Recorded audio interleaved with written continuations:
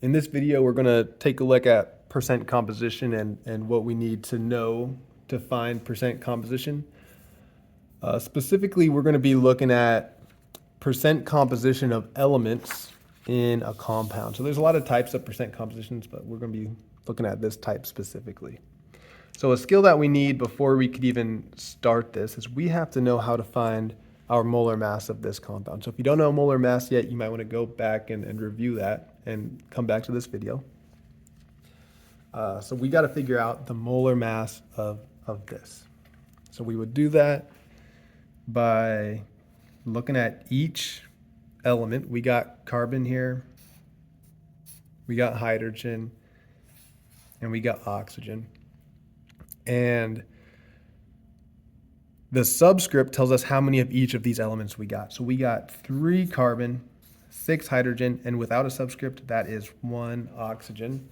And we can find out the mass of each of these elements looking at a periodic table. Carbon would be 12 grams per mole. Oxygen's right about 16. And hydrogen would be 1. So I'm going to write each of those down. 12 grams.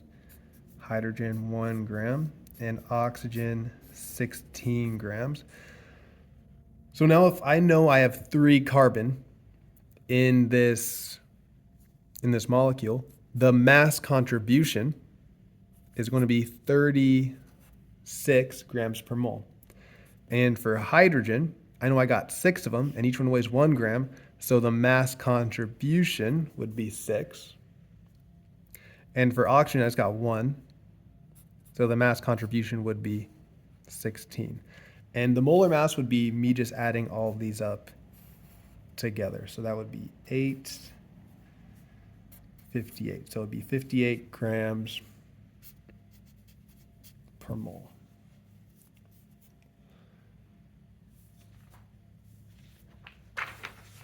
So now if I wanted to find percent composition for each element, all I have to do is take the mass contribution for that element, so for carbon it would be 36, divide it by my overall total mass, or my molar mass in this case, and then times 100%. So for carbon, let's do that right here. It'd be 36 divided by 58 times 100%. And if we plug all that in a calculator, 36 divided by 58 times 100, it'd be about 62% carbon. So we would say equals 62% for carbon. And we could do that same exact thing for each of these elements. So for hydrogen, it'd be 6 divided by 58 times 100. And if we plug that in a calculator, we should get right around, we'll round it to 10% hydrogen. And for oxygen, we'll have 16 divided by 58 times 100%. And if we do that, we should get about 28%.